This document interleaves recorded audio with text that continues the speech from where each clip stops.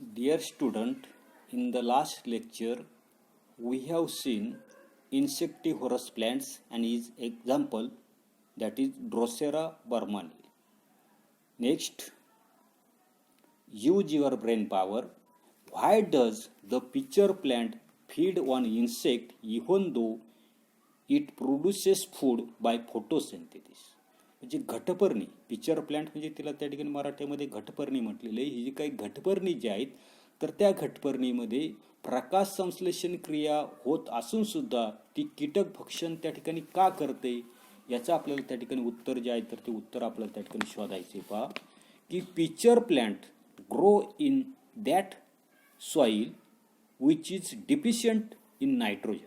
म्हणजे सर्वसाधारणपणे पिक्चर असणारे जे काही प्लॅन्ट जे आहेत तर ते अशा जमिनीमध्ये त्या ठिकाणी काय होताना दिसते, वाढताना दिसते की जिच्यामध्ये त्या ठिकाणी नायट्रोजन जो आहे तर त्या नायट्रोजनची त्या ठिकाणी कमतरता आहे.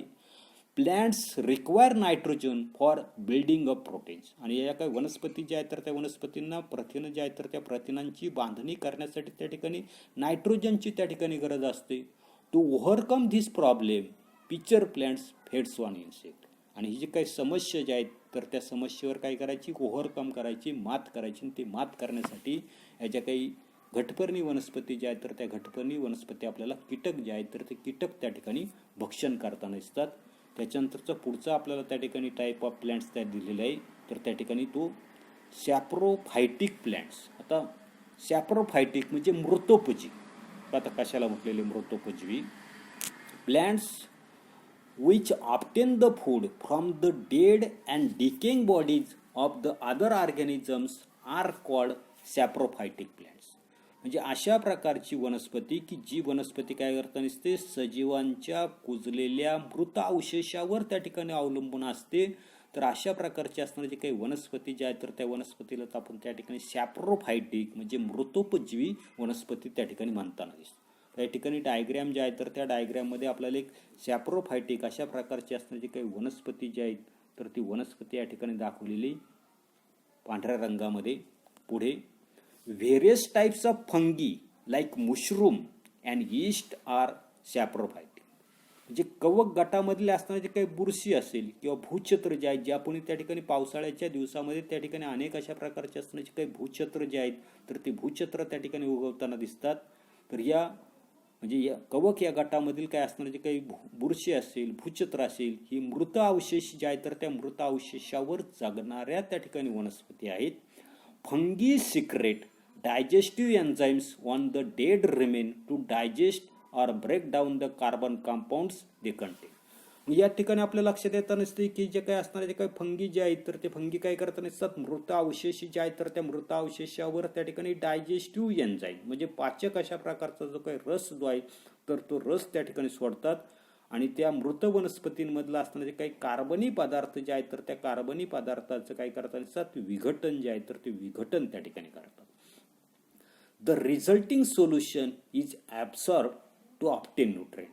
आणि अशा प्रकारचं त्या पदार्थाचं विघटन करून त्याच्यापासून तयार होणारं जे काही द्रावण जे आहे तर ते द्रावण त्या ठिकाणी शोषून घेऊन त्याच्यापासून असणारे जे काही न्यूट्रिएंट जे आहेत म्हणजे पोषक अशा प्रकारचे असणारे जे काही द्रव्य जे आहेत तर ती द्रव्य काय करताना दिसतात, ही वनस्पती जी आहे तर ती वनस्पती त्या ठिकाणी मिळवताना त्या ठिकाणी दिसते. पुढे ऑलवेज रिमेंबर, नेहमी लक्षात ठेवायचं. पहा, food gets spoil due to some fungi.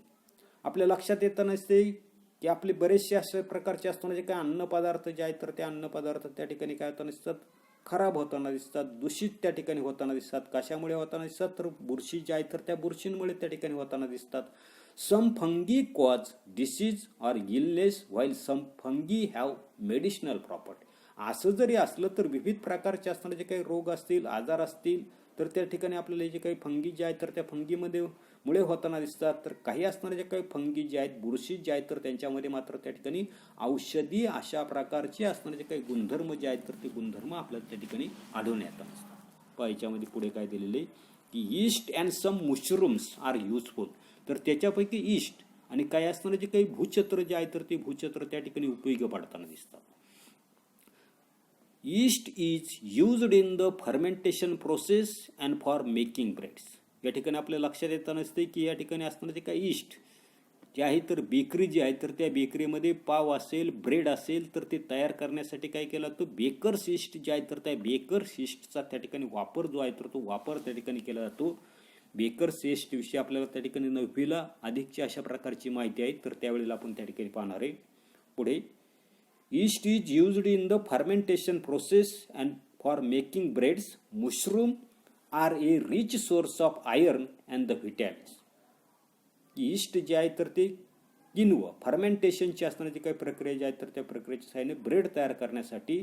तर दुसरं आपल्याला सांगितलं की आंबवण्याच्या प्रक्रियेसाठी त्या ठिकाणी ईस्ट वापरलं जातं. तर असणारं जे काही मशरूम भूछत्र जे आहे तर ते भूछत्र आपल्याला सांगितलंय की सर्वसाधारणपणे व्हिटॅमिन्स म्हणजे जीवनसत्व जे आहे तर त्या जीवनसत्वांचं किंवा लोह जे आहे तर ते लोह या ठिकाणी असणारे जे काही भूछत्र जे आहे तर त्या भूछत्रांमध्ये जास्त प्रमाण त्याच्या असणार आहे. पुढे, role of nutrients and effect of their deficiency on the plants.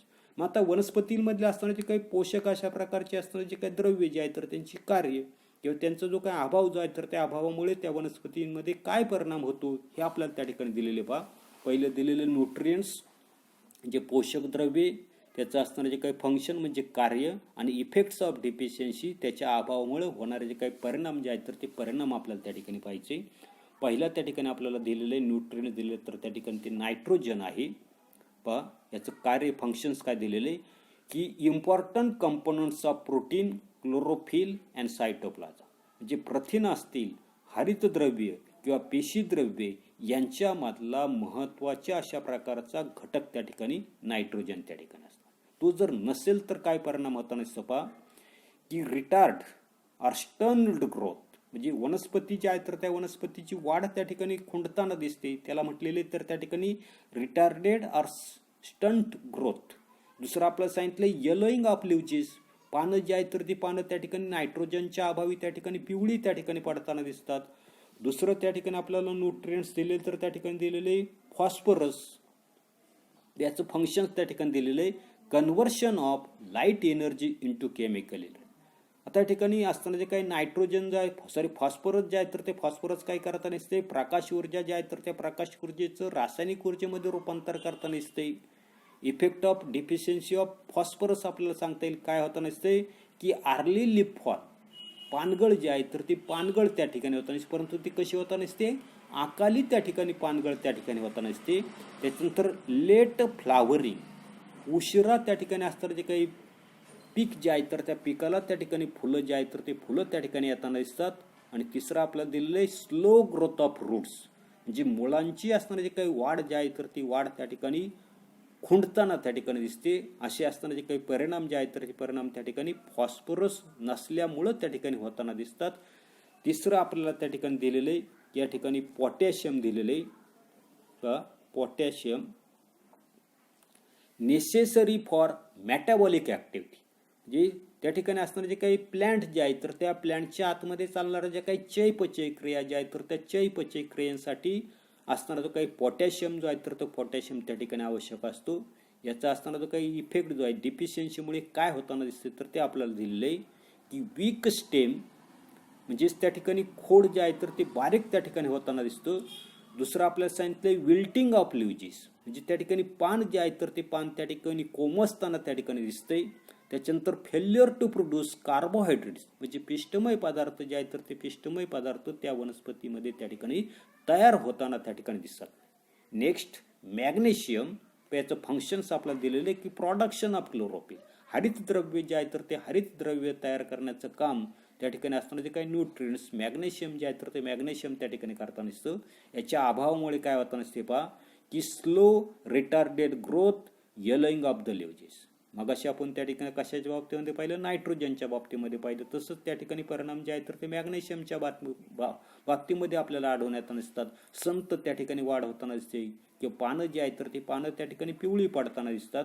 त्याच्यानंतरचं नेक्स्ट न्यूट्रिएंट दिलेलं आपल्याला आयर्न, प्रोडक्शन ऑफ क्लोरोफिल. हे सुद्धा काय करताना दिसतं, हरितद्रव्य जे आहे तर ते हरितद्रव्य निर्माण करण्याचं काम त्या ठिकाणी करताना दिसतो. याचं असताना जर काही डिफिशियन्सीमुळे काय होताना दिसते पहा येलोईंग ऑफ द लिव्हजेस. झाडाची पानं जी आहेत तर ती पानं त्या ठिकाणी पिकाची पानं त्या ठिकाणी पिवळी पडताना दिसतात. त्याच्यानंतरचं पुढचं आपल्याला त्या ठिकाणी दिलेलं न्यूट्रिएंट्स जे आहेत तर ते न्यूट्रिएंट्स आपल्याला दिलेले तर त्या ठिकाणी ते मॅंगनीज दिलेलं आहे. आता मॅंगनीज आहे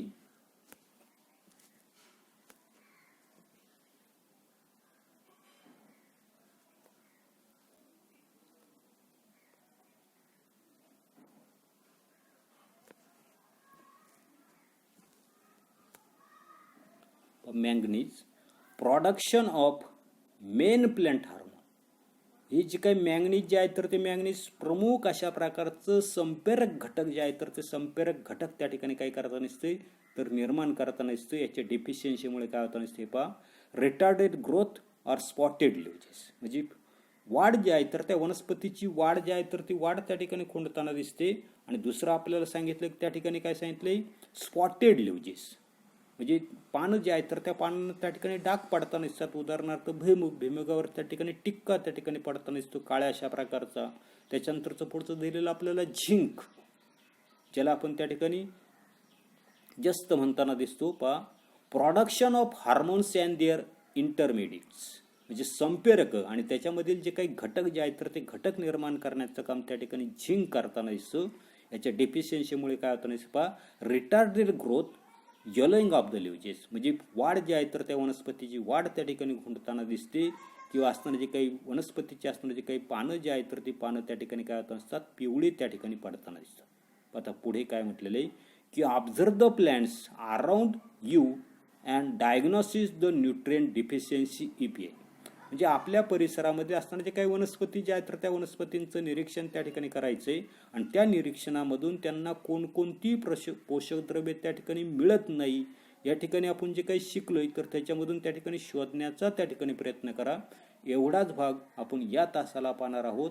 पुढील भाग पुढील तासाला पाहू. धन्यवाद.